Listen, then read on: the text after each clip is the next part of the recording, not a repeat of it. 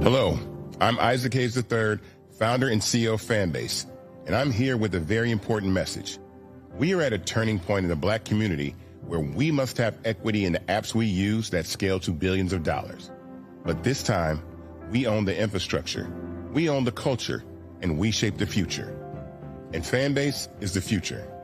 Fanbase combines the free functionality of Instagram, TikTok, and YouTube into an all-in-one platform built for the evolution of social media and monetization.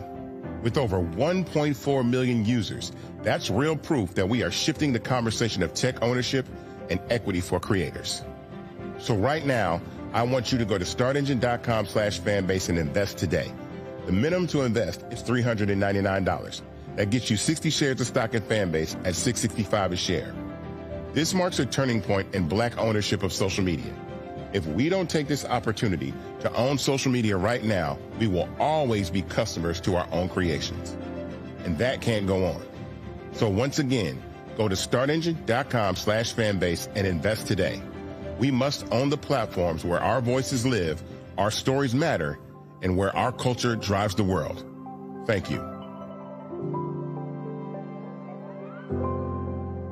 Black Star Network is here. Oh, no punches! I'm real revolutionary right now.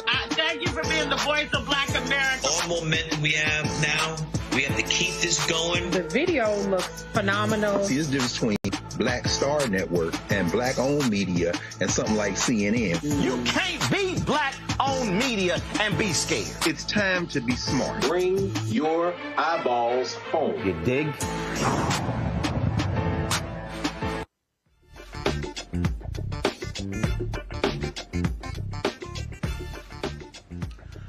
Hey folks, today is Friday, November 14th, 2025, coming up on Roland Martin Unfiltered, streaming live on the Black Star Network. Today is my 57th birthday. It's a jam-packed show. I'm here in Bermuda. We're going to be hearing from the premier of Bermuda, E. David Burt, talking about their goal, their efforts to want to attract African Americans to Bermuda for tourism. Also, we'll hear from PGA Tour Pro Chase Johnson, who I caught up with here at the tournament as well. Folks, lots more to talk about. Megyn Kelly, what the hell is she talking about when it comes to people having sex with girls under 18, saying that's different than a 5-year-old child? What the hell is she talking about? There's a new prosecutor in Georgia in the election interference case in dealing with Donald Trump and his cohorts. We'll tell you about that. Also, on today's show, guess who's admitting defeat with his tariffs? Donald Trump issued an executive order lowering the prices of groceries. I told y'all that fool was lying. Why do I have to now, for the second time in a week, call out a black person in media for spewing bullshit on the air? This time, again, it's Stephen A. Smith. Yes. Oh, my God. All dealing with Jeffrey Epstein. In Florida, free speech is under attack after a black school board member gets blasted for sharing her thoughts on white supremacist Charlie Kirk. A Baltimore cop facing a stack of charges, including second-degree attempted murder after the shocking video shows him chasing a black man with a police cruiser. We've got the details. Also, MAGA's really upset because U.S. Catholic bishops condemns Donald Trump's attacks on immigration. Ain't this something? They don't mind it when the Catholics talk about abortion, but now they got a problem on this issue. Okay. It's lots to break down. It's time to bring the funk on Roland Martin Unfiltered on the Black Star Network. Let's go. He's got it. Whatever the piss, he's on it. Whatever it is, he's got the scoop, the fact, the find. And when it breaks, he's right on time and it's rolling. Best believe he's knowing. Putting it down from sports to news to politics. With entertainment just for kicks, he's rolling.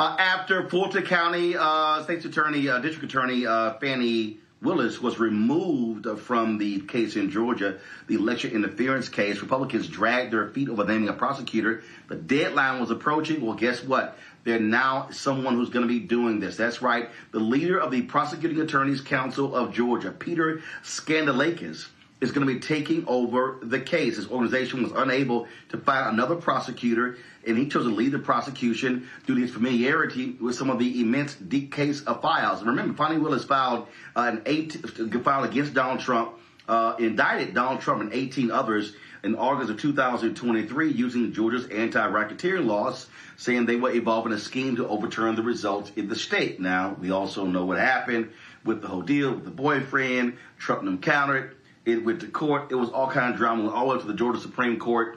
But it's now, that whole mess is now dealt with. Now they have a prosecutor. Now this case is going to move forward. And now, hopefully, we can see some justice prevail against this thug, this twice-impeached, criminally convicted con man in chief, Donald Trump. My panel, Matt Manning, civil rights attorney out of Corpus Christi, Waikuni Siant, CEO and co-founder of Politicking, DC, Michael Imhotep, host, African History Network show. And I'm sure Matt is just enjoying me rocking this 12th man jersey of the number 3 ranked team in the country.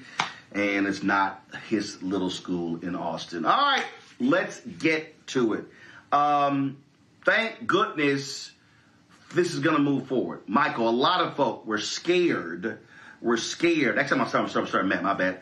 Sorry, Matt. A lot of folks were scared that these folks in Georgia were going to allow the deadline to expire and let Trump get off. Now we have a prosecutor, and now he can be held into account. Just your thoughts on this decision. Well, I think this decision really is about as ugly as that jersey you have on, Roland, because I think it's much ado about nothing. Reading the article, I was really dismayed because the reason he appointed himself is because he couldn't get anybody else to take the case.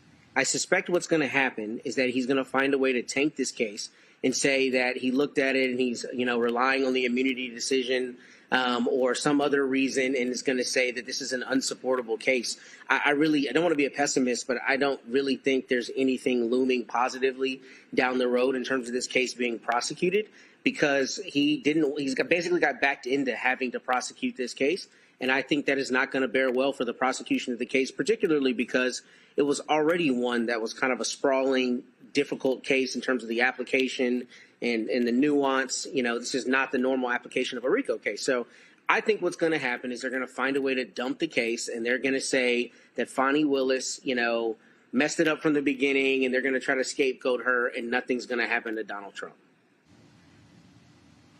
Now, what we do have is that Fulton County Superior Court Judge Scott McAfee has dropped 3 charges out of the dozens in the case. Today, I'm reading this story here from CBS Atlanta. On Friday, McAfee ordered that counts 14, 15, and 27, conspiracy and criminal attempt to file false documents and filing false documents, respectively, should be dismissed. Trump had been charged with 2 of the counts, 15 and 27. McAfee had signaled in September 2024 that he wanted to remove the charges, arguing that they lie beyond the state's jurisdiction.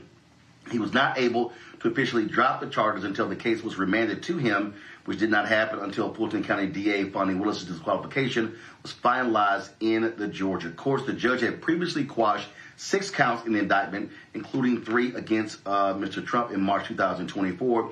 Even with the counts removed, 32 remain, including an overarching racketeering charge brought against the remaining 15 defendants. Winconi?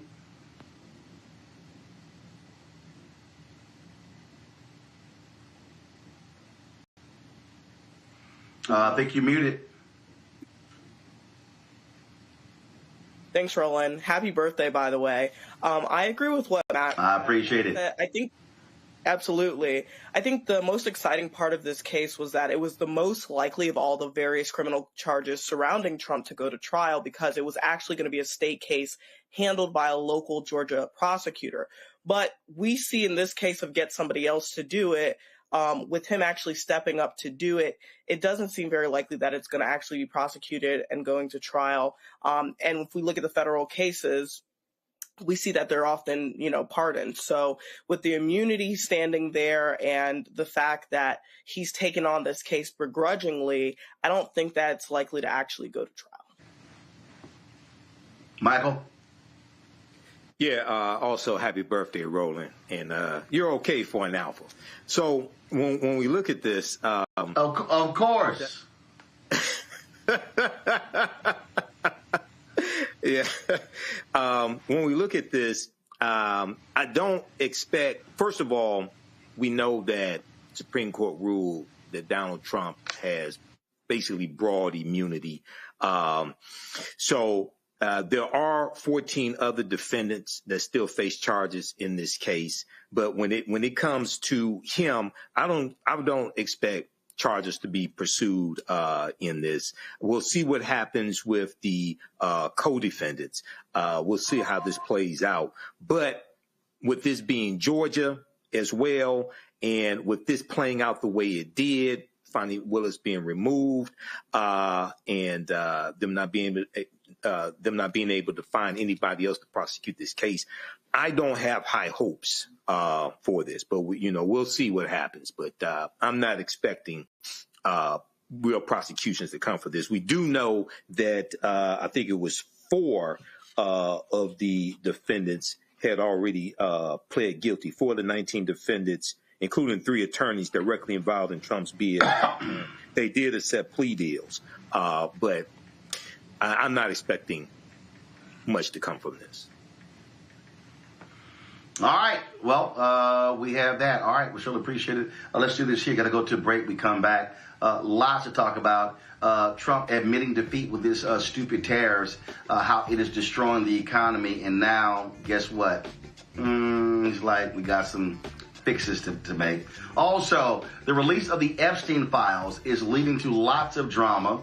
A lot of folks talking about it, including Stephen A. Smith, who goes on this rant attacking President Joe Biden, attacking Democrats, but he got his facts wrong. Again.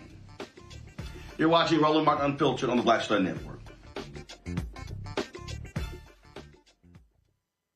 If in this country right now, you have people get up in the morning and the only thing they can think about is how many people they can hurt, and they got the power, that's a time for mourning. For better or worse, what makes America special, it's that legal system that's supposed to protect minorities from the tyranny of the majority. We are at a point of a moral emergency. We must raise a voice of outrage. We must raise a voice of compassion. And we must raise a voice of unity. We are not in a crisis of party versus party. We are in a crisis of civilization, a human rights crisis, and a crisis of democracy itself. And guess what? You've been chosen to make sure that those that would destroy, those that would hate, don't have the final say, and they don't ultimately win. This is Eric Dickerson, and you're watching Roland Martin Unfiltered.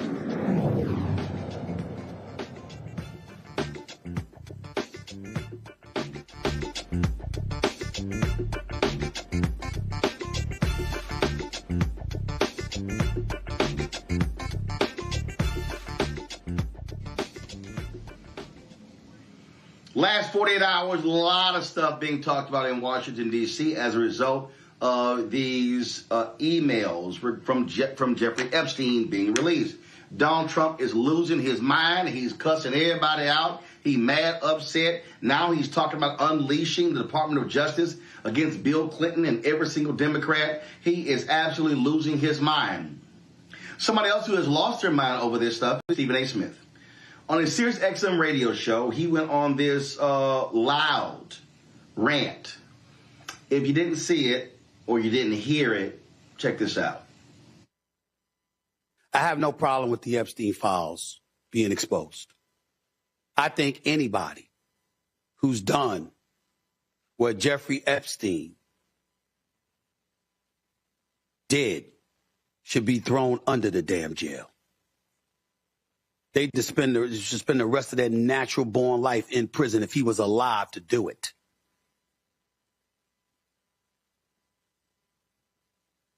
Young girls being sexually molested is as disgusting as it gets. It is as vile as it gets. We ain't making any excuses for anybody like that. What a despicable, despicable human being. There's a special place in hell for people like that. But that's not what anybody can definitively associate the president with. He knew Epstein, so did Bill Clinton. So did a plethora of other famous people inside and outside the world of politics.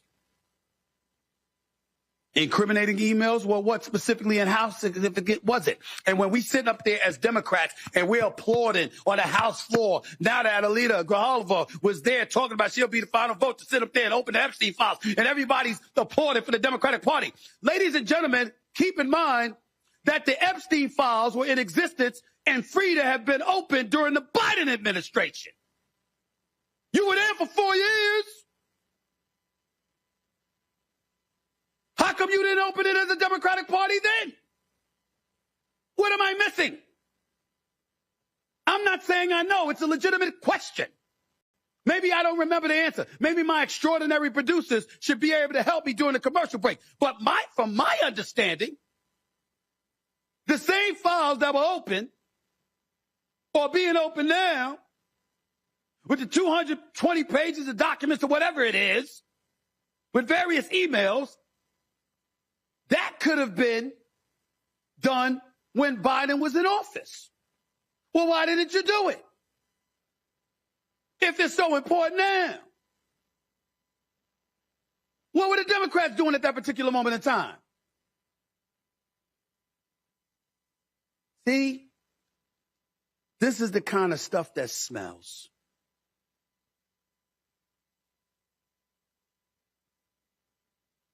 Because my attitude is just deducing how much they despise Trump is if there was some real bona fide dirt on him, since you went after him with the 34 felony convictions, which essentially was deduced to him paying hush money to Stormy Daniels, a porn star, So she wouldn't reveal their happenings with one another leading up to the election in 2016. Okay? If you had something like that you were willing. Okay. Stephen A. says, maybe I'm missing something. You are. Then he says he's an extraordinary producer. And maybe they could research it. Yeah. How about you do the damn research before you go on the air on an epic rant, Stephen A? Like, I don't understand why black people or other folks with shows don't know how to do research before they open their mouths. What you just heard is misinformation and disinformation. Do you know who corrected Stephen A? Somebody named Julie K. Brown. Julie K. Brown is a reporter for the Miami Herald. It has been the Miami Herald that has done amazing reporting on the Epstein case. We know about all the details of what's happened with Jeffrey Epstein, the previous deal being cut, the sweetheart jail deal he got because of Julie Brown and the reporters of the Miami Herald. This is what she tweeted. This is a complicated case with a, quote, all caps, a lot of files. So I know it's easy to confuse what's what. What Stephen doesn't understand is that the emails released Wednesday are from Epstein's estate. They were obtained from Epstein's lawyers pursuant to a subpoena that was issued by the House Oversight Committee, lawmakers. These documents are separate from the criminal case files held by the DOJ and the FBI that Trump and Bondi, the Attorney General, promised to release after the election. As for why Biden and the Democrats didn't release the criminal case files, Maxwell, Ghislaine Maxwell, the associate of Jeffrey Epstein, Maxwell's criminal case was still open during the Biden administration. She wasn't convicted until late 2021, and then she appealed her conviction. Generally, it's not a good idea to open your evidence files when a criminal case is ongoing. We also don't know whether the FBI was still investigating other possible suspects who helped Epstein or participated in his crimes. If you are still targeting suspects, you don't want them to know you are zeroing in on them.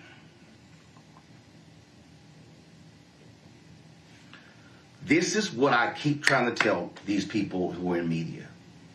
When you have a mega microphone, you need to be judicious with how you use it. You need to be careful with what you say and how you say it, and you need to have your facts right. So when people are then listening to you, they're taking cues from you. And so all of a sudden, folks are going, oh my God, what the hell were Biden and the Democrats doing? They couldn't release them because they didn't have them. And so Stephen A. is broadcasting on Sirius XM radio all around the country. And people are taking his clip and they're reposting it on Twitter, on Instagram, on Facebook, on TikTok, on Snapchat, on Fanbase, on Spoutable, Spill, LinkedIn, everywhere. And he's wrong. And see, this is what I cannot stand. I cannot stand when a journalist or a media personality says, I'm just asking a question. I'm just giving my opinion. What the hell are you talking about? I get asking questions. So here's how it worked. Stephen A., you and your producing team, you book experts like a Julie Brown. And in fact, it would be smart for y'all to book her on Monday or Tuesday or Wednesday or Thursday or Friday. What you do is you ask the experts the question.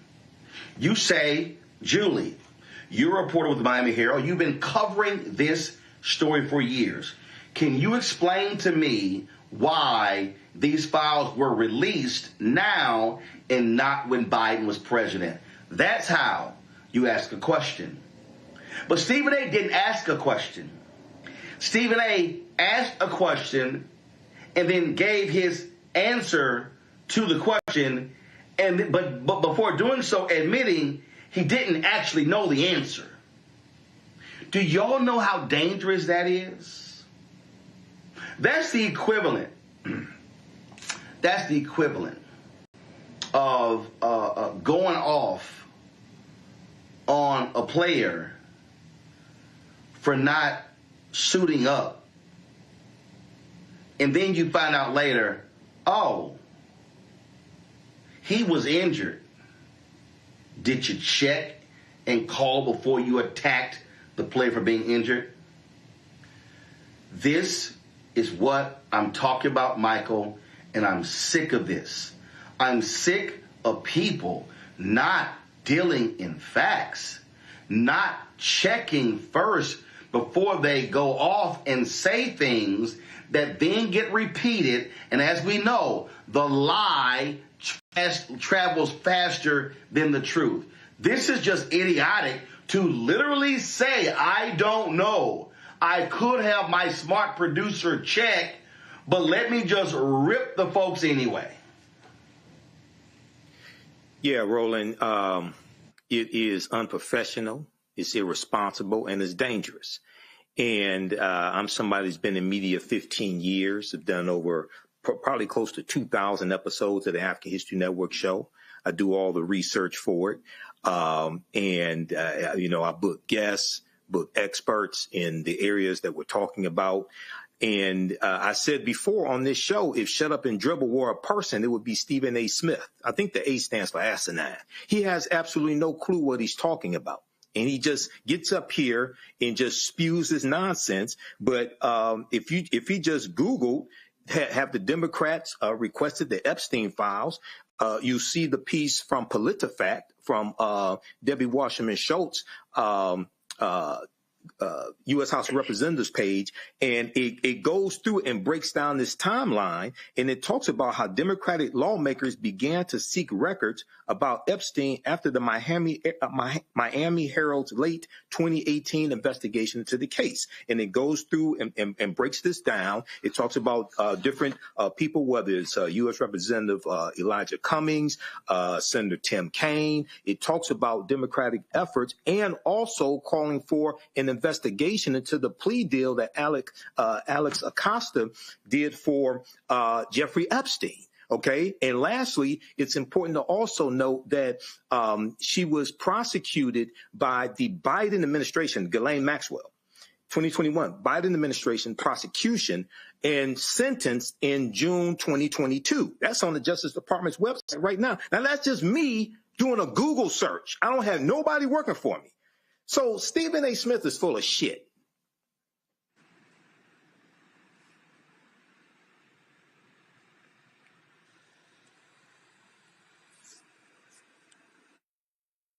I don't, when Coney, I'm just,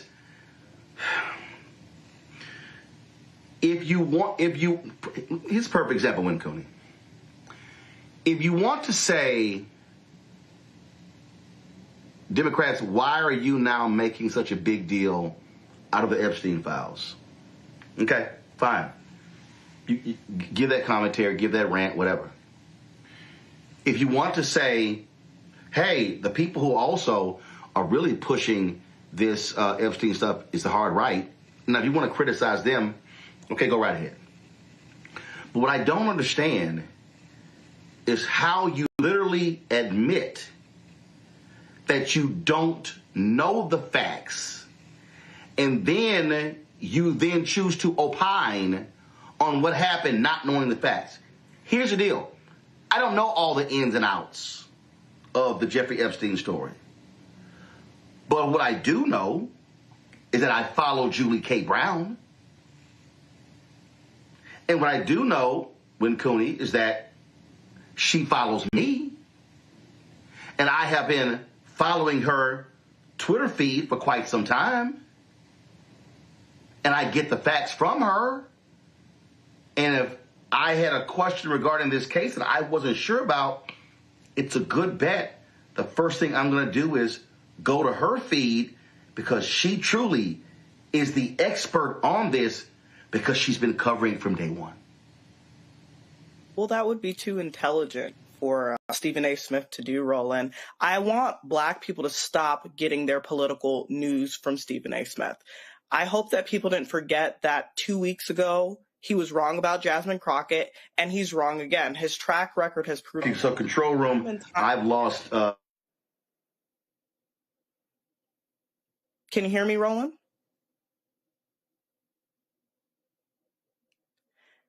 His track record has proven time and time again that he's made it the issue of the public to go fact check and see what he's saying is true or not true. And in this case, it's clearly not true. We already went through all the logistics on why his statements were erroneous. And then 2 weeks ago, when he spoke about his public critique of Jasmine Crockett, he was lambasted by Black media and the Black community for getting it wrong. Yet he's still not learned his lesson on how to fact check. He's still not learned his lesson on how to do basic research to ensure that what he's saying is right.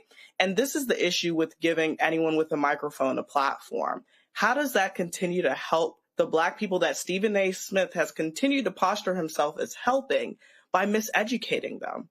Continuing to miseducate Black people is an issue. Not only that, but in this salacious rant, he makes it a party issue. I think anybody on this platform can agree that this is not a party issue. It's not about Democrats and Republicans. This issue is an issue about, something salacious like a sex crime involving minors, and everybody involved needs to be held accountable for it by, again, making it a Republican Democratic issue and saying, why didn't the Democrats unseal the files sooner? Why wasn't this done? Why wasn't that done? And pointing it to the Democrats. Oftentimes I ask myself, is Stephen A. Smith being paid by the Republican Party? Because he's doing a fantastic job of following the footsteps of President Trump in terms of miseducation. So we really have to see that stop. And if Stephen A. Smith is going to continue to posture himself as a champion of Black people, he needs to start by getting the facts right. So, my opinion on it is I think when Cooney's right, I didn't get a chance to hear everything she was saying. But, one of the things I think is kind of lost in this conversation in two respects is, first, when you're somebody like Stephen A. Smith and you have the kind of following that you do, you act in a fiduciary capacity, meaning when people are listening to you, there's an element of trust, right? They need to be able to trust that what you're saying, especially when you're speaking on a topic du jour as major as the Epstein files and the release of that information, and whether the sitting president was involved in sex trafficking or involved in the abuse of minors, then you need to be, judicious, to use your word, and smart about making sure you're not spreading misinformation. But the larger overarching thing for me is the premise of his comments was that he was implying, right, that this is like politically motivated, or they didn't do this under Biden and now they're doing it under Trump. Look, when somebody gets elected president, they talk about whether they're going to release their tax returns and all this other information that's relatively arcane about that person's life. You mean to tell me it's a surprise or it's somehow immediately nefarious that the world and the country would want to know if he was involved in the sexual abuse of minors? Of course, you absolutely need to know that. And we live in a per se bizarro world where the president can even have this kind of relationship with a person like Epstein and not immediately be excoriated and run out of the White House. That alone is, I think, a proof positive sign of where our society is these days. But for Stephen A. Smith to imply that people should just, immediately read into that somehow there's something nefarious going on is stupid, because Trump's been trying to hide this information. We know the Republicans have been trying to hide it. And part of it is because if you're that close to somebody, then there's a good chance you saw and or participated in things, and the American people absolutely need to know that about their sitting president. So none of that surprises me, and I think he's got a fiduciary duty to be better about the information or misinformation that he's putting out. Thanks for that analysis, Matt. You're watching Roland Martin Unfiltered on the Black Star Network. We'll be back in a few minutes. Hatred on the streets, a horrific scene, a white nationalist rally that descended into deadly violence. White people are losing their damn minds. As an angry pro-Trump mob storms the U.S. Capitol, we've seen shooting. We're about to see the rise of what I call white minority resistance. We have seen white folks in this country who simply cannot tolerate black folks voting. I think what we're seeing is the inevitable result of violent denial. This is part of American history. Every time that people of color have made progress, whether real or symbolic, there has been what Carol Anderson at Emory University calls white rage as a backlash. This is the rise of the Proud Boys and the Boogaloo Boys. America, there's going to be more of this. Here's all the Proud Boys, guys. This country is getting increasingly racist in its behaviors and its attitudes because of the fear of white people. The fear that they're taking our jobs, they're taking our resources, they're taking our women. This is white fear.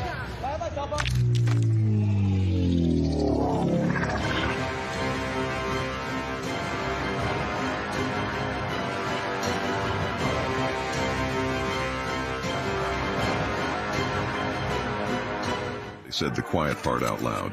Black votes are a threat, so they erased them. After the Supreme Court gutted the Voting Rights Act in 2013, Republican legislatures moved fast. New voter ID laws, polling place shutdowns, purges of black voters from the rolls. Trump's Justice Department didn't stop it, they joined in.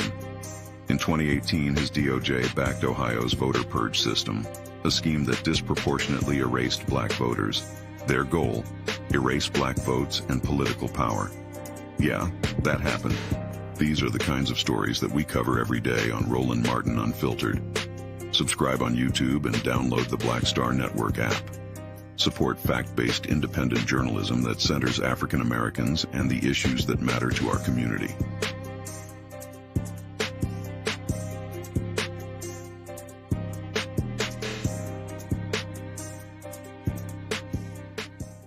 Next on the Black Table with me, Greg Carr. The United States is the most dangerous place for a woman to give birth among all industrialized nations on the planet. Think about that for a second. That's not all. Black women are 3 times more likely to die in this country during childbirth than white women. These healthcare systems are inherently racist. There are a lot of white supremacist ideas and mythologies around black women, black women's bodies, even black people that we experience painless, right? Activist, organizer, and fearless freedom fighter Monifa Akinwole Bandele from Moms Rising joins us and tells us this shocking phenomenon, like so much else, is rooted in unadulterated racism. And that's just one of her fights. Monifa Bandele on the next Black Table here on the Black Star Network.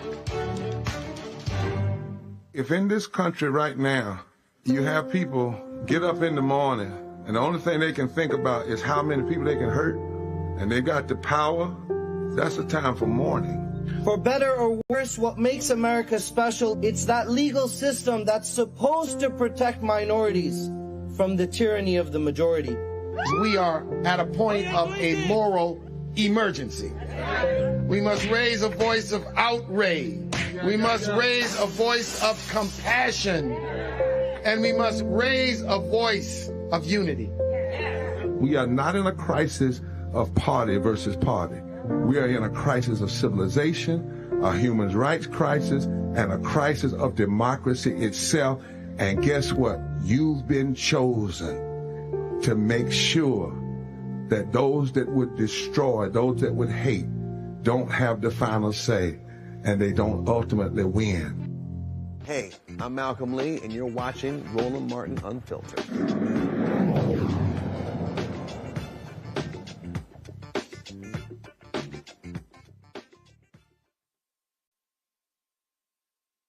A Baltimore police officer is indicted on multiple charges, including second-degree attempted murder, after being caught on video chasing a black man with a police cruiser. Officer Robert A. Parks is also charged with first- and second-degree assault, reckless driving, and misconduct in office. The charges stem from an October 28th incident where Parks is captured on video by social media user Slick Brown trying to run over a civilian. According to the indictment, Parks tried to disperse a gathering of people on a sidewalk. He attempted to get a man to go towards him, but the unidentified man refused. Parks threatened to call the dogs on the man. The man began walking away from Parks. Parks then radioed that he had, quote, one running adult male in the alley, end quote. This is what happened next. All right. Yeah, what's your reason to stop him? You ain't even got no reason to stopping him, bro. Hey, yo, walk off, Trey. You hit the alley, yo. Go ahead, Trey, walk off, yo. He beating. You ain't even got no reason to stop him. Hey, yo, what the fuck? You gonna hit him with the car? Yo, what the fuck, bro? Yo, hell no, yo. Hey, yo. Come back this way, yo.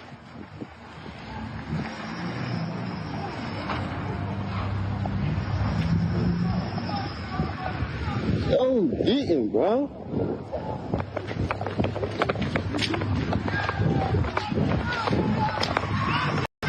That's his dumb ass. Fucking dummy.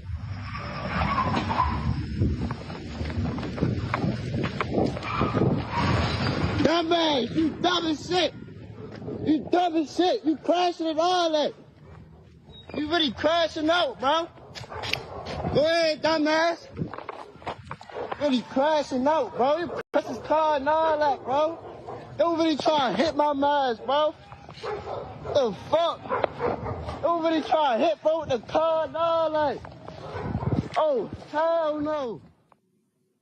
Here is Baltimore City State's Attorney Ivan Bates explaining the decision to indict Parks. The charges brought forward in this indictment reflect the seriousness and dangerous nature of the actions we all witnessed in the viral video of Officer Parks driving his vehicle directly at a civilian while on duty.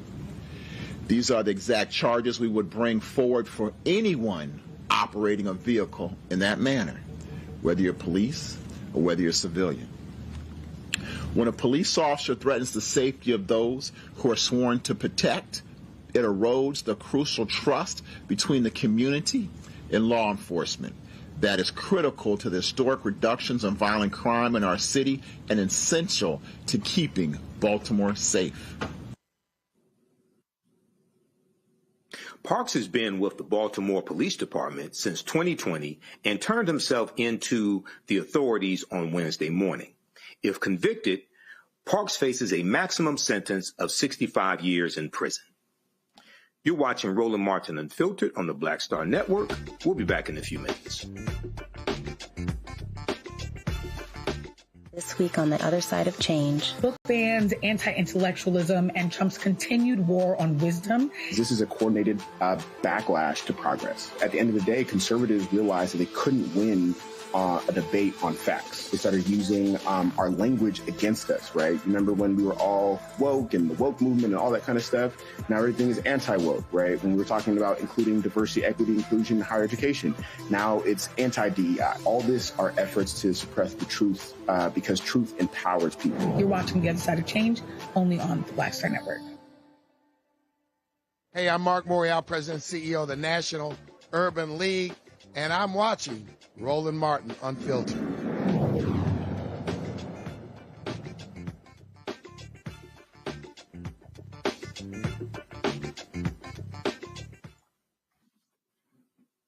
Welcome back to Roland Martin Unfiltered. Michael Imhotep sitting in for Roland. I want to go to our panel for this discussion. I want to start with you, Matt. You are an attorney and also a defense attorney. What are your thoughts on this case? So I saw this case on social media, I guess, a week or two ago, and I was just baffled because, this is first great citizen, recording. I mean, obviously we see videos all the time now, but this was good that this brother recorded it the way that he did. And when I saw this video, I was baffled that a police officer would not only do this kind of thing. I mean, of course, there are times that they're assaultive. We talk about it all the time on this show. But this brazenly, broad daylight, after clearly having some kind of tense interaction with these brothers, and then you go and try to hit them. I mean, honestly, when I looked at this, this is one of the few times I think that the attempted murder charge might actually stick. I think what will happen, I think we've talked about it on the show, but when you're prosecuting a case, I don't know how it is in Maryland, but in Texas, a prosecutor always gets what's called a lesser included offense. So that means if they're prosecuting you for murder and they want the jury to be instructed on another charge like deadly conduct or manslaughter, depending on how the law works in that state, the prosecutor automatically gets it. Defense can get it if they have evidence. But I tell you that to say here that if the prosecutors ask for a lesser included and the jury seems, the evidence comes out like the jury might be on the fence about whether he really premeditatedly intended to kill him, every day of the week, I think he's cooked and convicted on deadly conduct or some kind of manslaughter, attempted manslaughter, reckless type charge. Because what's very clear here is he's trying to hit this guy with the car. The struggle will be the intent and whether he intended to kill him. Because I read the Maryland statute and it doesn't really read like you're doing an act that's clearly dangerous to human life, the way sometimes states write their laws. Here, it's a premeditated intent to kill. I think that may be a little bit of a difficult issue for the jury. But I think this guy is dead to rights. If I were defending him, I would be trying to get a plea deal because there is absolutely no question about what happened. There's no question about the operation of the vehicle, no question about his intent to try to hit him because after he misses him the first time, he keeps chasing him. So I think that it's good that they're prosecuting this case. And, the brother said it perfectly. He said, man, you are literally crashing out. Like, I've never seen anything like this. And I've watched thousands of police videos. And I'm not surprised that they charged him with this. And I wouldn't also be surprised if the feds came in and prosecuted this because this is just, you got to lay the hammer down on someone like this. So he's going to get a lot of time. Okay. Now, Cooney, what are your thoughts on this case here? It's very disturbing to see this video, even though we are thankful to social media user Slick Brown for capturing the video. Yeah, the video is damning. I'm so thankful, as Matt said, for the technology that we have accessible nowadays, because we know as Black people that this has been happening for years and years and years. And so oftentimes, even though it's the first time we're seeing it caught on camera, we know that it's not the first time that this has happened, certainly not in Baltimore history. What I wanted to focus on is the fact that in these cases, what infuriates me the most is that the officer is simply suspended without pay. Obviously, we know it's going to go to trial, and as Matt said, he's probably cooked. But another important thing to note is that they won't be able to call him as a witness at all right now. So any cases that involve him or require his testimony for conviction will be dismissed. And so that's actually not ideal, right, for the carriage of justice. But it's something that's very, very fair considering the fact that he's obviously shown himself not to be a reliable source. But the other question that I wanted to address is why isn't a person like this immediately fired, right? They're being charged with attempted murder, and they're still just suspended without pay. And really what it boils down to, gentlemen, is how police contracts work to protect their own. Police contracts, like labor contracts, they govern the working conditions under which officers operate.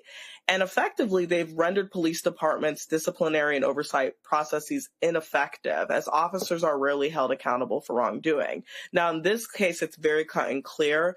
And as Matt said, if I was defending him, I would be trying to get a plea deal or maybe trying to decrease what the murder charge is. But I don't think it's any possible way that he won't be convicted. But the problem with the police system as is that while he is on trial for this, he's still just suspended without pay. He's not immediately fired. And with cases that are this cut and dry, I feel like we do need to make an example of these police officers, these bad cops that are continuing to increase friction between inner cities, urban communities, and the police forces that be. Now, Matt, I had a quick question for you. In the story, it said that he attempted to get a man to go towards him, referring to Parks, but the man refused. An unidentified man refused.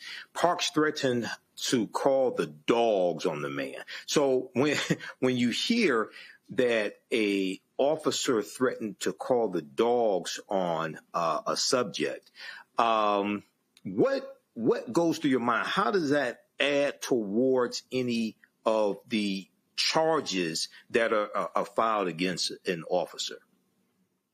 I think it goes to premeditation and intent, clearly, right? Because if the person has refused his order and he's angry, which we clearly see in the first part of this clip, then it's not easy for a jury to infer that that anger led to premeditation. I don't know how the law works in Maryland, but my understanding of premeditation, at least the way it was taught in law school and the way I've seen it in practice, is that you can premeditate something in a split second, right? So it's not implausible for this jury to say he was mad that the person didn't respond to his orders. Clearly, whatever happened that preceded this, got him angry. And then obviously he tried to hit a person who was a pedestrian who was on foot with his car. I am a defense lawyer, so I always think of ways that doubt might creep in, right? But this also might be the case where I'm wrong. This might be the case where the jury has no problem whatsoever with attempted murder. They say, we think you formed the intent to kill him, and every day of the week we're going to convict you of attempted murder. This might be that case, and that would make perfect sense to me if it happened. And the interesting thing, not only about the dog, but is about whether he responded to that order and didn't, come to the order. I have a case like that right now. And depending on where you are, the case law often says that you don't have to respond to that. So it's interesting that we're talking about this today because in my case, my guy ended up getting body slammed because he didn't want to identify himself. Texas law doesn't require him to identify himself. And I think that's important in this context. I don't know how it works in Maryland, but if that brother didn't have to identify himself and that cop got mad and all of this transpired because of that, that's another sign of the kind of abuse you see with police officers, because when they tell you to do something and you don't do it, even if you're within your rights, they get mad and sometimes they try to kill you. And this is exactly why, to go to Win Cooney's point, we absolutely need to bury this guy under the jail, because when you have this kind of power, you can't be wilding out the way this was, trying to literally hit and kill people with your car. So he's going to get a lot of time in my estimation. Right. Now, Win Cooney, I had a last question for you. So I know because of the Black Lives Matter movement and because of the social justice movement, we've seen an emphasis on better understanding police contracts. We've heard about police officers' Bill of Rights, things of this nature, right? Now, there was also a period of time going back to about 2022, 2023, when you had a nationwide shortage of police officers as well. Okay, and various police departments were asking for more and more officers. Do you think that we need more officers who want to be the type of officers that the social justice movement said they wanted to see? Those that only use lethal force when you've exhausted all other methods, those that see people as needing to be protected as opposed to being policed, things like that. What are your thoughts on that? Yeah, I think that's a fantastic point, Michael. We do need more police officers that are good cops, so to speak. But I think this really goes pragmatically back to the defund the police movement. This is why a lot of people believe that we need to defund the police, right? When you see examples of over excessive usage of force, like you saw in the video. And to piggyback off of what Matt's point is, I wanted to take a different perspective. When I hear someone say they're going to call the dogs, I think of 1963, Birmingham, Alabama, right? I think of civil rights sit-ins when dogs were called in to rip Black people apart. I think of 2014 Ferguson, when dogs again were used to forcibly disperse civil rights protesters. And so when we continue to see overusage of excessive force, it doesn't make people excited to sign up to become police officers, particularly within these areas that police officer constituent relations are already extremely contentious. So I think this is where we get the two camps, right? We get the camps that are advocating for better cops, cops that are utilizing their powers for good, that are building relationships and bridges within the communities. And then we have the other camp that says, hey, we need to defund the police. We need to lean on community policing more. We need to lean harder on mental health resources for Black and brown people. The fact of the matter is this gentleman only had a misdemeanor warrant. I don't want to say only. Yes, he had an outstanding warrant, but it was for a misdemeanor. No person, whether it was a misdemeanor or a felony, deserves to get ran down on. And I do literally mean ran down on the way that this gentleman was, and was at fear for losing their life. And not only him, I also think about what the perspective and psyche of the person who was recording this was. This is an extremely traumatic situation, and I would have been fearing for the retaliation of the cop as well once he noticed that I was recording, right? So this not only affects the person that was being, apprehended, but also the community at large. And this is how Baltimore PD is treating our community, right? This is what they're going to take away from. And that makes them not want to, send their kids out into the streets for after school programs. That makes them not want to allow, their students to go down the street and play or go to the ice cream truck. It has so many implications on these communities. And I'm really, really saddened that this is the way things are going and continue to go in 2025. Right. Okay. Thank you. Roland Martin Unfiltered will be right back after this break. You're watching the Black Star Network. This week on A Balanced Life with Dr. Jackie, are you looking for clarity on your believer's journey? Are you finding it difficult to really find your lane and stay in your place? Do you think that you have what it takes to build a sense of community even in these difficult times, knowing that God has got your back? Well, this week on A Balanced Life with Dr. Jackie, we're talking about just those things. I have the courage to walk through this tough season because they're going to come. You need the friends that have a belief system like yours. A believer's journey this week on A Balanced Life with Dr. Jackie on Black Star Network.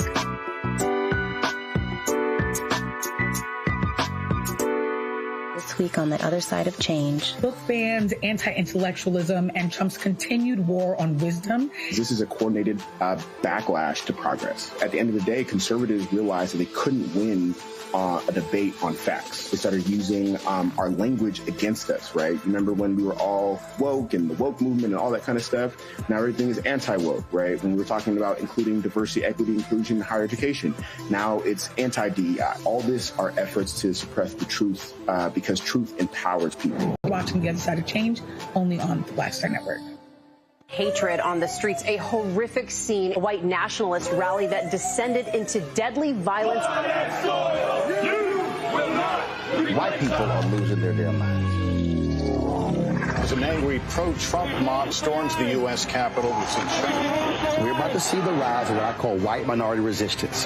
We have seen white folks in this country who simply cannot tolerate black folks voting. I think what we're seeing is the inevitable result of violent denial. This is part of American history. Every time that people of color have made progress, whether real or symbolic, there has been what Carol Anderson at Emory University calls white rage as a backlash. This is the rise of the Proud Boys and the Boogaloo Boys. America, there's going to be more of this. Here's all the Proud Boys, guys. This country is getting increasingly racist in its behaviors and its attitudes because of the fear of white people. The fear that they're taking our jobs, they're taking our resources, they're taking our women. This is white fear.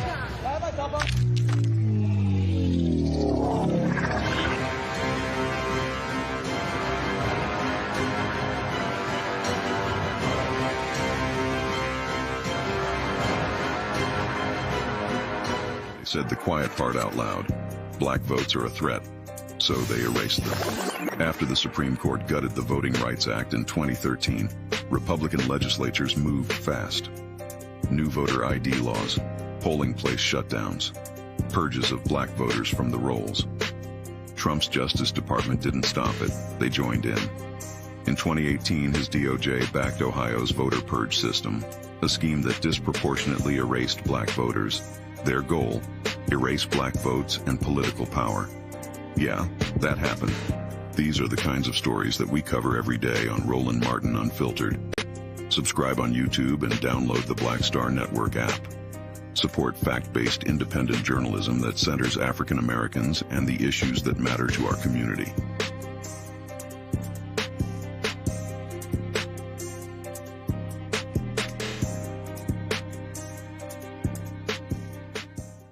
This week on The Other Side of Change. Book bans, anti-intellectualism, and Trump's continued war on wisdom. This is a coordinated backlash to progress. At the end of the day, conservatives realized that they couldn't win a debate on facts. They started using our language against us, right? You remember when we were all woke and the woke movement and all that kind of stuff? Now everything is anti-woke, right? When we were talking about including diversity, equity, inclusion, higher education, now it's anti-DEI. All this are efforts to suppress the truth because truth empowers people. You're watching The Other Side of Change, only on the Black Star Network. Hey, I'm Mark Morial, President and CEO of the National Urban League, and I'm watching Roland Martin Unfiltered.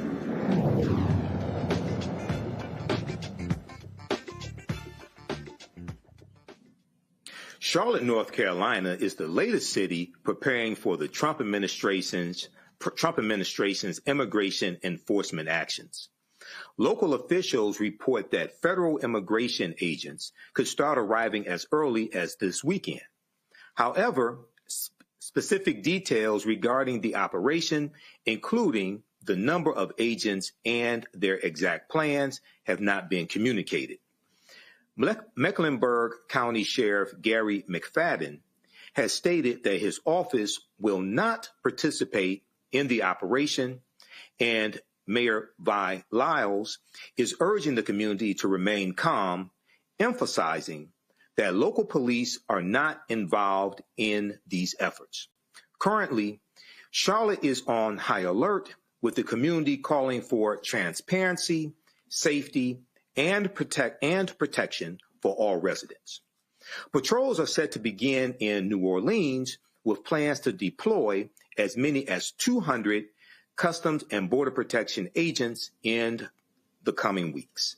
I want to go to the panel with this, and I'll start with you, Winkuni. So what are your thoughts on this? This is the latest city under siege by the Trump administration, saying they want to crack down on crime, using immigration, undocumented immigrants as a pretext for a way in, to send customs and border agents, et cetera, ignoring the statistics showing that crime is declining in the various cities that they're going into. What are your thoughts on this? You know, it's extremely upsetting, Michael, because, you know, I'm the child of two immigrants myself. I'm a Haitian American, and so this is something that disproportionately affects my community. But what we've seen President Trump do again and again is defend sending the military and immigration agents into these Democratic-run cities, Los Angeles, Chicago, even our very own nation's capital.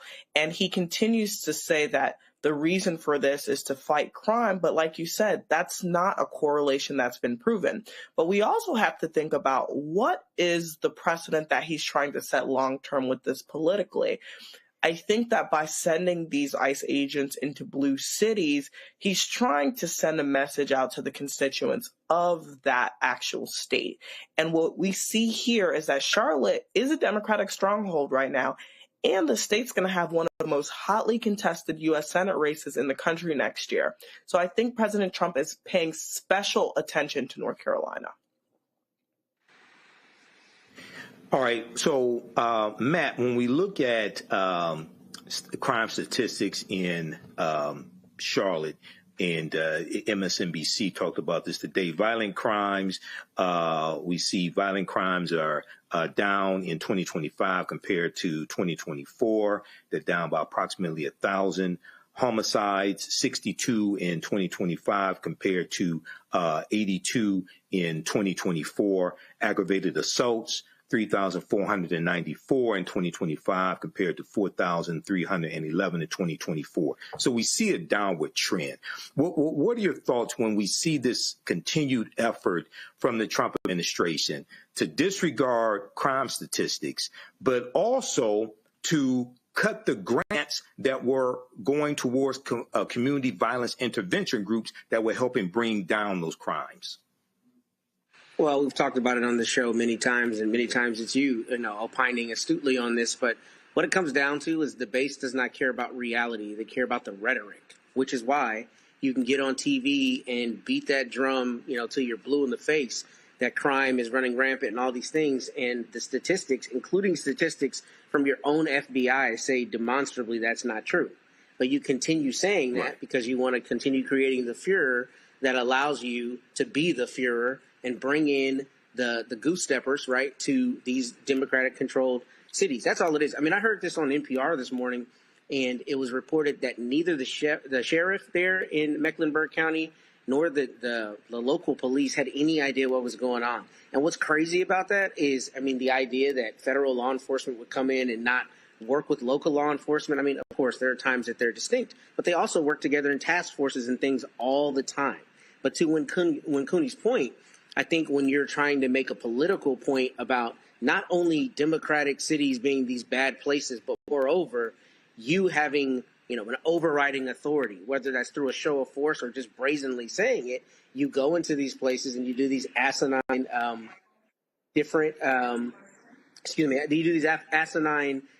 procedures, right, just to show a show of force. So this to me is stupid, and it's dumb that local law enforcement didn't know anything about it. And I think part of it is them licking their wounds because the judges ruled against them in Chicago and other places.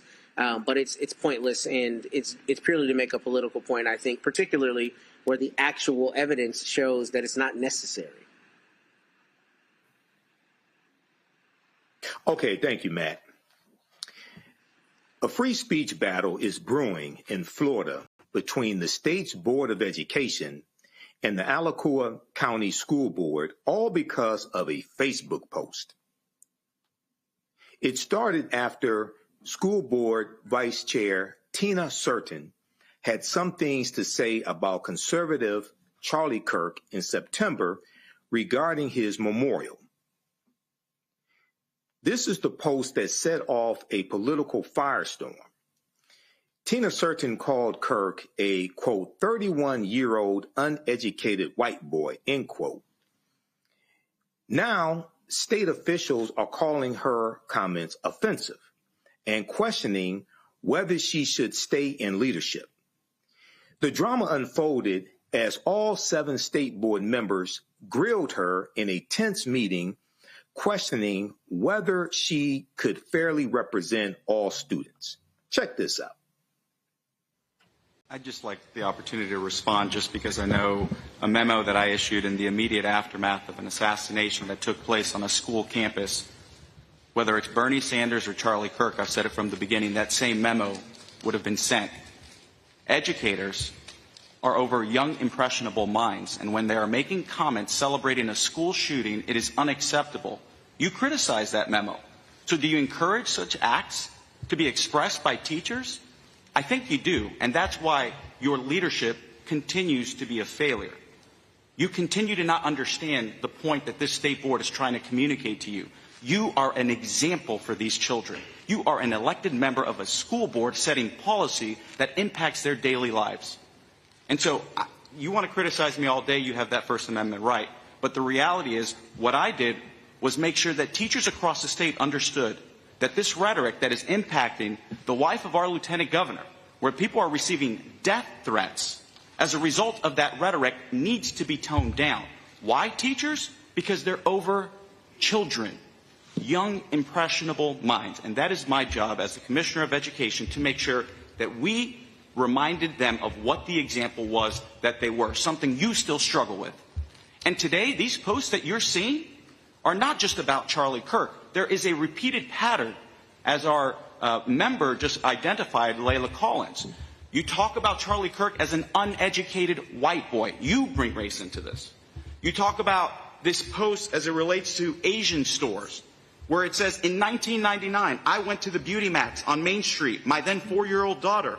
They followed us around the store. It goes on to say, as a result of that experience, to this day, I've never been back. I avoid all Asian-owned stores. How do you think those comments make that community feel?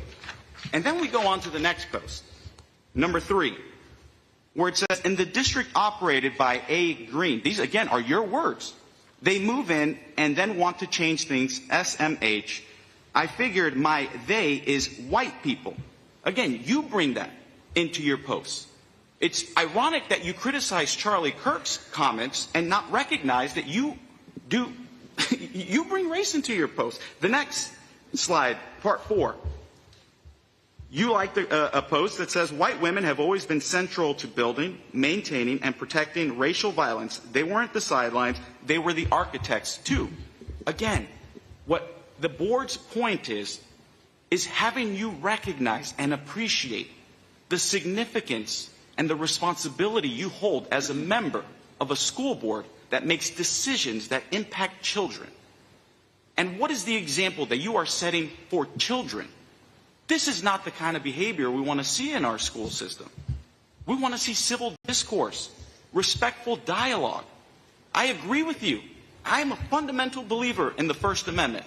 But what we are not going to allow happen in this school system in Florida is students be misled by adults into engaging in violent political rhetoric or calling people out because of the way God created them. We want everybody to be treated equally. Tina Certain stands her ground, insisting her posts are constitutionally protected speech made on her own time, not related to her official duties. This drama is unfolding while Florida is embroiled in a much larger free speech battle. Teachers and school officials across the state have faced discipline, backlash, and even lawsuits over social media posts reacting to Charlie Kirk's death. I'm going to go back to the panel with this. Matt, I'm going to start with you if you don't mind.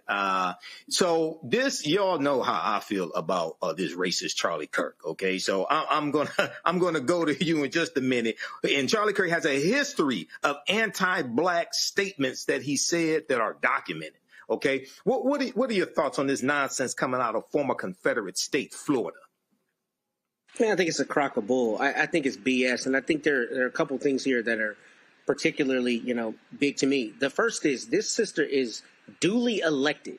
So we're not talking about a teacher in a public school being excoriated by the state board. We're talking about a public servant who was voted into the office that she holds. Now, before I go on, Florida has weird laws about who the governor can take out of office and stuff. I'm not used to seeing some of the way their government works. So I don't know if they have any real, control over her being in or out of her seat. But presuming they don't, I mean, to sit there and condescend to her as though the board can actually do anything about it is probably more about that cat, or whatever his name was, Kostassos, I think it was a Greek last name, about him getting a soundbite, right, and getting to look like he's this crusader for decorum. And there's not any real end game besides using her as a whipping post. Now, in candor, I will say when you're elected, you do have to consider that what you say is obviously going to be scrutinized, and surely Ms. Certain knows that. But good for her standing on her ground. I mean, I do think that it is probably not in the best form to say things that could be racially incendiary, like in talking about the Asian businesses. I know there will be people who will disagree with me. That seems to be a little bit of an own goal, if I'm honest. But with respect to Charlie Kirk in particular, Charlie Kirk's rhetoric was vitriolic, and vitriolic about black people in particular, and all of these people who have made him a martyr are completely intellectually dishonest when they call anybody out saying anything about him. I mean, literally, Charlie Kirk was talking about people having to die in order to protect the right for guns. So it is not, intellectually dishonest to say that he died talking about something he was espousing. I mean, that's literally true based on what he said. So I think this is intellectually dishonest. I think if you are truly a free speech proponent, you can't be beating her up or mad at her for what she's saying. And then the whole thing about, all these children and all that stuff. What about the kids who are hearing what Charlie Kirk says? when they go to the classroom with a black kid and they treat that kid like he or she is less than they are because they heard it at home and dad was watching Charlie Kirk on YouTube, right? He's not worried about that. And that's because it's about rhetoric and it's ideology, and it's not really about protecting the kids. It's about, beating the drum that you think needs to be beaten. That's all this is. I think it's nonsense, and it is protected speech.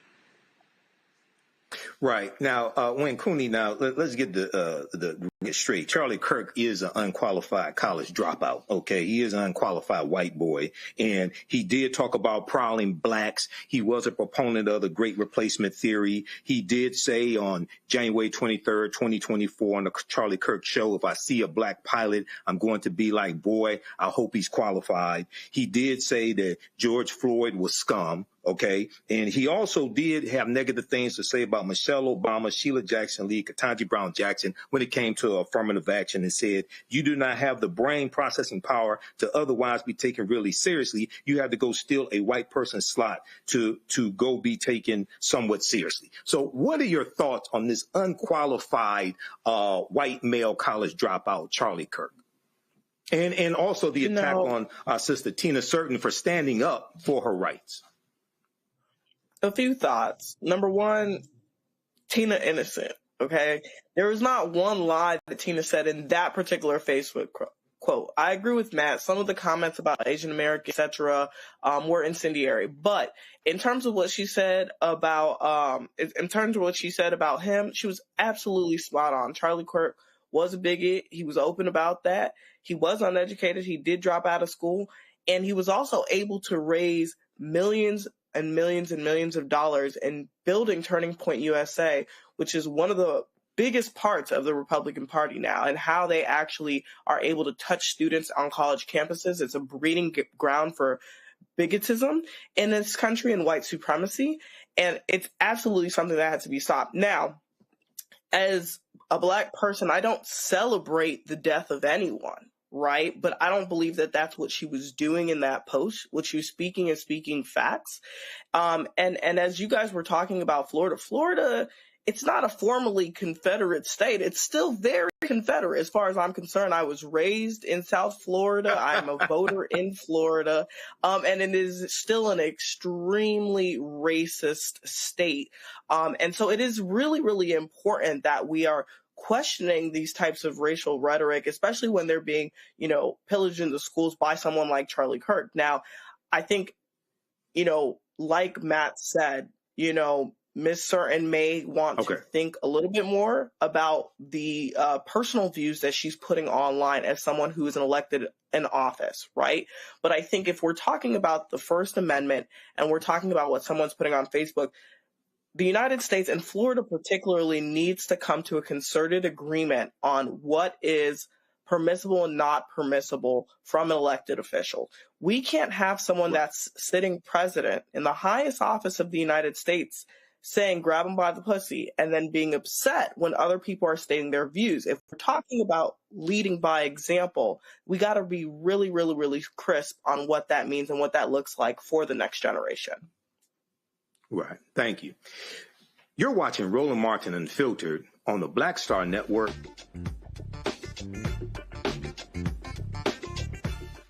Next on the Black Table with me, Greg Carr. The United States is the most dangerous place for a woman to give birth among all industrialized nations on the planet. Think about that for a second. That's not all. Black women are 3 times more likely to die in this country during childbirth than white women. These healthcare systems are inherently racist. There are a lot of white supremacist ideas and mythologies around black women's bodies, even black people, that we experience pain less, right? Activist, organizer, and fearless freedom fighter Monifa Akinwole Bandele from Moms Rising joins us and tells us this shocking phenomenon, like so much else, is rooted in unadulterated racism. And that's just one of her fights. Monifa Bandele on the next Black Table here on the Black Star Network. This week on The Other Side of Change. Book bans, anti-intellectualism, and Trump's continued war on wisdom. This is a coordinated backlash to progress. At the end of the day, conservatives realized that they couldn't win a debate on facts. They started using our language against us, right? Remember when we were all woke and the woke movement and all that kind of stuff? Now everything is anti-woke, right? When we were talking about including diversity, equity, inclusion, higher education, now it's anti-DEI. All this are efforts to suppress the truth because truth empowers people. You're watching The Other Side of Change, only on the Black Star Network. This week on A Balanced Life with Dr. Jackie, are you looking for clarity on your believer's journey? Are you finding it difficult to really find your lane and stay in your place? Do you think that you have what it takes to build a sense of community even in these difficult times, knowing that God has got your back? Well, this week on A Balanced Life with Dr. Jackie, we're talking about just those things. I have the courage to walk through this tough season because they're going to come. You need the friends that have a belief system like yours. A believer's journey this week on A Balanced Life with Dr. Jackie on Black Star Network.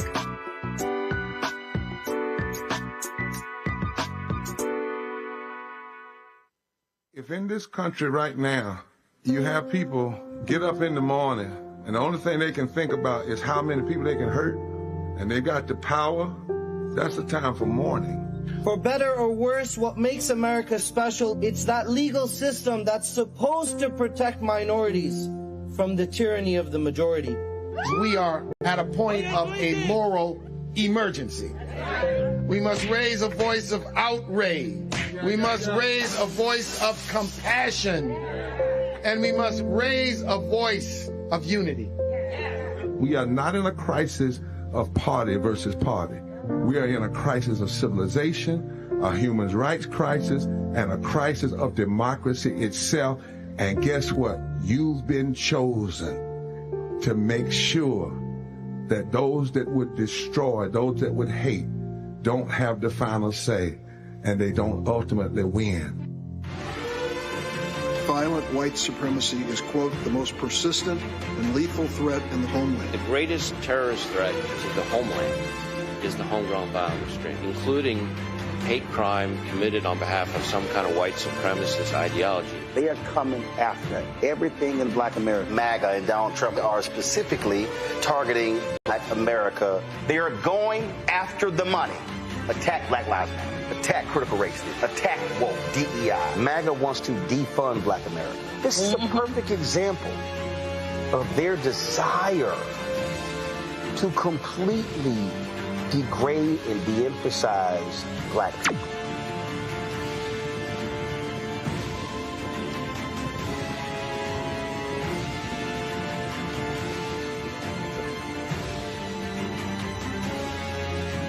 I am Swing Cash, Basketball Hall of Famer, and you're watching Roland Martin Unfiltered.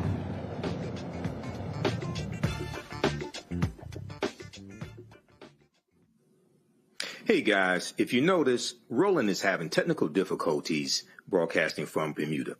I want to thank our panelists today, Matt Manning and Wynn Cooney. Have a great weekend. Roland interviewed PGA golfer Chase Johnson at the Butterfield Bermuda Championship. Here's that interview. All right, folks, here at the Butterfield Bermuda Championship, Chase Johnson, I just watched him on 18. You finished strong. I did. I had a good finish, birdie finish. Wind got me a little bit early in the round, as it's going to hit everyone. So this wind has been insane. So I played Tuesday when it was at 55 miles an hour. Oh, okay. So this is like a cakewalk for you. Oh, this dude, I was kind of like, Tuesday was crazy, but yeah. And this morning was pretty rough too. So. Yeah, it was pretty gusty this morning. So hopefully we can just carry that momentum into tomorrow.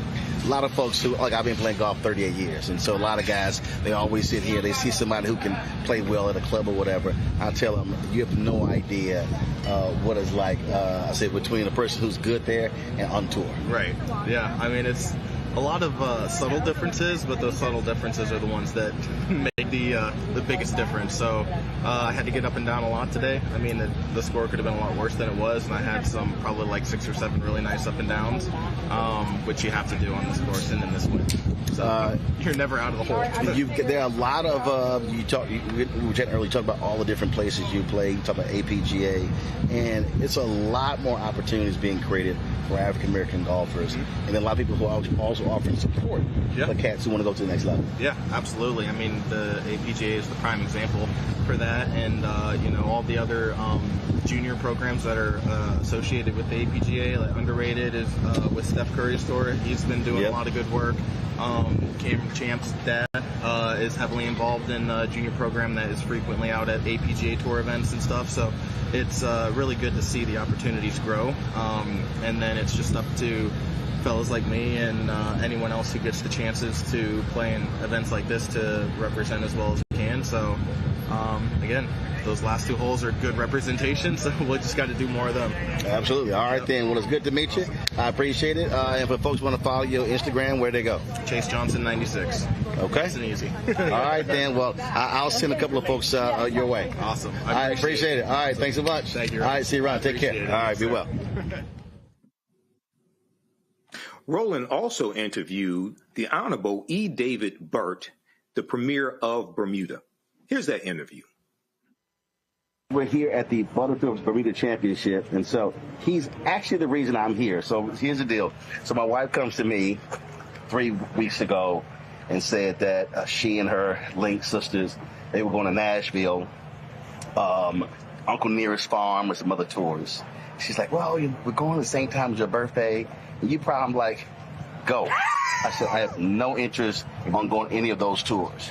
So then I was sitting here, and I've gotten 3 different golf trips in different tournaments. I was like, PR, Mexico, Costa Rica. And I went, wait a minute. Premier Bermuda told me that tournament is the same time as my birthday.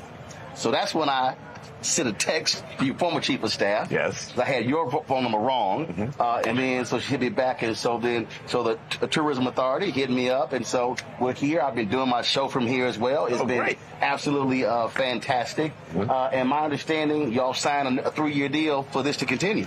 Oh, well, that would be news to me, Brother Martin. But yeah, that's what I read. That's what I read. What I would say is that it's a pleasure to have you here on the island.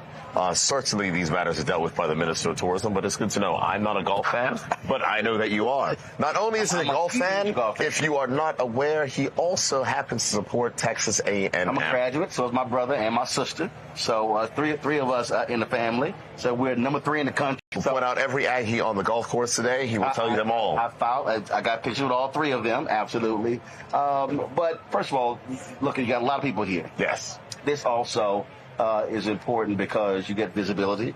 Golf Channel's covering this here. Folks get to see Bermuda, tell the story. And so one of the things that I want to ask you about is really the focus of the Tourism Authority to attract folk to come here, because usually when people talk about, where I'm going to travel or whatever, they talk about Bahamas, they talk about Jamaica, everything like that. Just talk about what you're trying to create here in this country. So thank you. Well, the reality is that Bermuda is not a mass tourism destination.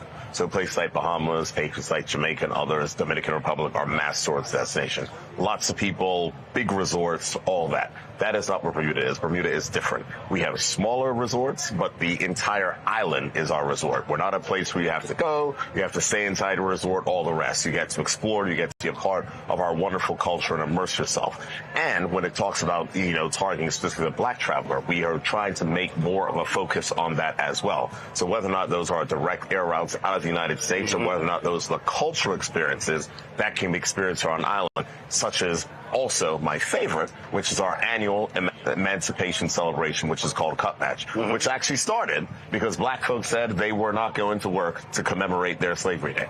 Wow. They said the day that we got emancipation, we're not going to work. So it was not an official holiday for a number of years until the government of the day finally gave in. And I promise you, the government of the day did not look like you or I at that time. Finally gave in and declared a holiday. But black people said, we are not going to work. We are going to organize an event to commemorate the emancipation of slavery. And now is our biggest holiday of the year. So when is that? That is it is a very technical answer. Because I was talking to somebody about it yesterday, and they said it is the last Thursday and Friday before the first Monday in August. And they said it's really 4 days. So the law says it is the last Thursday and Friday before the first Monday in August. It is basically the last weekend in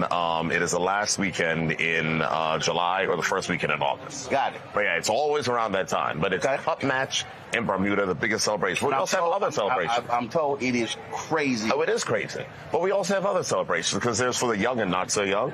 So we have our national heroes. So there's a story also about Mary Prince, who was instrumental in dismantling slavery inside of the British colonies, who wrote in a book, Mary Prince. And so she's one of our national heroes, in addition to many other persons who have historical significance for Bermuda. And near that weekend, we have our national hero celebration, but we also have Bermuda Carnival, which is an amazing event and celebration. And, I would say if you are someone who likes a little bit of fun, it is continuous revelry for 4 straight days, kind of like Cup Match. Cup Match is kind of 5. It's a 2-day holiday, but it goes on for 5 days. Hidden meaning in there is like continuous revelry. Continuous revelry. We revel at Carnival. So what's interesting is, yesterday, there was a young woman, she was in media, and we were talking, I said, I got a question for you. I said, Bermuda is not in the Caribbean. She says, but it's Caribbean. Correct. Explain that. We consider ourselves Caribbean. And is that because, according to her, she said 65% of the people from here can trace them their St. Kitts. St. Kitts, Turks and Caicos, Bahamas, all the islands. Because, it was part. I don't like to be a black person talking about slavery, but we have to recognize in all of our history. And the fact of how we got over here is they took some boats from Africa. And so we became... Some got dropped off here. Correct. Some got dropped off in America. And then after slavery was abolished in the British colonies, there was still transfer of people and movements amongst the British colonies. So if there was labor, so for instance, in Turks and Caicos, the salt mines, and Bermuda's other things, it all depended. So people would then come. If economy was more developed, Bermuda was always more fortunate to have a more developed economy, only because of its strategic position between the U.S. and Europe. So that is the reason why Bermuda and Hawaii were the 2 original tourism destinations. Because after World War II, we had airports, power, seaports, all the rest, and those then had to be converted into peacetime uses. And that is the reason why Hawaii became a major tourism destination, as did Bermuda be even a bigger tourism destination. So... because you're not, how far are we from New York City? You're not far from it depends. East Coast. Here's the reality. It will oftentimes take you longer to drive to JFK from Midtown than it will to take you to fly from JFK to Bermuda. Depending on the winds, 75 minutes. Wow. Depending on the winds. If the winds are going the wrong way, it might be 85 to 90. So it really is interesting to me that Bermuda is so close. But to your point, I don't hear a lot of folks talking about, hey, I'm going to vacation in Bermuda. Now here's the funny thing. Bermuda. You don't hear a lot of folks talking about it, but for instance, last year, throughout the entire high season, our hotels were full and people couldn't get rooms. So the reality is we're marketing to the persons. We are just not a mass tourism destination. But if you're looking for a unique destination, a place that is different, a place where you're not trapped inside of a resort, a place where you can explore, mix with the locals, have fun, have the beautiful scenery, go out, this is the place for you. Also, the connection between Bermuda and African Americans. So many folks traveling to the United States, being educated there as well, and forming those relationships. Absolutely. Yeah, a lot went to HBCUs as well. Many. But here's the other thing as well. Right now, what is also interesting for Bermuda is that we now have a growing and burgeoning African population as well. We celebrate African Day as well. Lots of persons from East Africa, West Africa as well. And Bermuda, from a business perspective, also hosts, because we are known for our work in insurance, we also host insurance products that protect African crops from natural disasters. So there's a number of things in which we're doing with the diaspora. Gotcha. Because while you were talking about being business, I spoke here, 2 speeches I gave here. And one was in 2009, it was like 11 or 12, and both were at business conferences. Yep. And we're talking about, again, the relationship with entities in the United States and here as well. What else would you would really want folks to know about this country that they may have no idea about? Well, the first thing is that Bermuda is unique. There's no question about it. Unique. when people look at Bermuda, we are a temperate climate, so it is, we have seasons. We don't have snow, we don't have anything. It's a bit cooler in the winter. They have wind. Yes. Wind. We have wind. Tuesday was 55 miles per hour playing golf. And Prime Minister hit me, he said, hold on a second, it was 55 miles an hour in New York, too. The same cold front that hit y'all came down and hit us. I wasn't playing golf there. Okay, I got you, see. Some people were. Plus, it was 41 there. And it was not 41 here. It was in the 70s here. It was 40s there. Everybody hit me. He said, you're insane. I said, I would rather be outside playing golf in 55-mile-an-hour wind than sitting inside looking out a window. Okay. So but the next day, it was a perfect day. It was just a little bit of wind. It came from y'all, the United States. Oh, so you blaming it? Oh, it is 100%. 100%. Okay. Came from y'all. But so we are close. We are not. So it is a quick flight. You might want to think about a weekend. You might want to think about something that you're just saying, you know what? I want to surprise my wife. I want to surprise my man. I want to do this. I want to do that. It is a simple trip, especially if you are in Boston, New York, Philly, D.C., and Miami, and Atlanta, Miami. Y'all looking to work with airlines to add more direct? Our largest hotel is reopening next year, so there'll be even more flights that are coming back online next year and the year after, because those things are driven by hotel capacity. So we just opened as a Regis Hotel. The Lauren Hotel has opened. The Cambridge Beaches has been renovated, and now our Fairmont Southampton will reopen as well next year. So when is what you call high season? The high season is during the summer.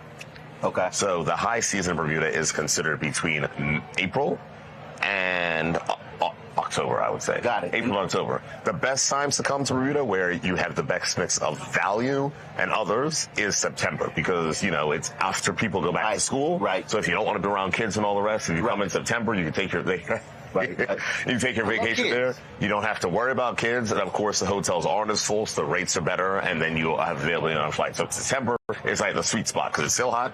It's still good. You can still have fun. You can still do the golf. You can still go out on the water. There's still events that are happening. Next year, I would ask people to, check it, go to Bermuda.com, because the Minister of Tourism has a mandate from me to have a full schedule of events from April up until October. And whatever it is that you want, whatever it is that is your type of thing, it will be happening during our summer season next year. April till October. Yes. And the best time to come in September. It's September, and the anniversary of Roland Martin Unfiltered and Black Star Network is September 4th. Got you. Okay. That's an idea. But that should not discount Cup Match, Carnival, or our annual holiday Bermuda Day. And we also have this thing. You might be into sailing. I'm not so much into sailing. No, I'm not. I'm not so much into I'm going to get in trouble when people see this. But there is a sailing tournament here. Water's for the fish. The land's for... But hold on a second. I'm a land-based... Hold on a second. People go to F1 matches and never watch the cars or the things go around. Oh, but I drive fast.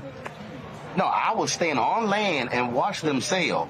But yeah, no. I'm not telling you to go in the water. I'm saying it's like this. Yeah. And so it's like an event. So we're doing that next year. It's come back next year. That's the beginning. That's the kickoff of the season, beginning of May. So as I said, go to Bermuda.com. I'll have the whole list. While they're selling, I'm playing golf. I mean, you can. That's my priority. There's a golf tournament around that time too. My wife knows that's only priority.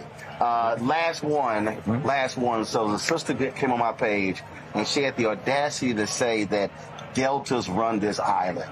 And I said, darling, I said, listen, my wife one of y'all, but no, I said, this is Alpha land.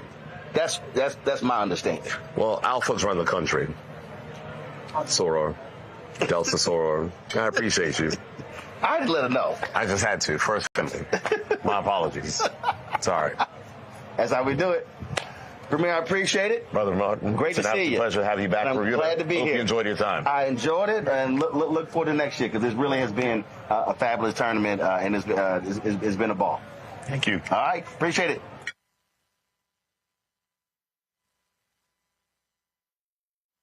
And have a good night.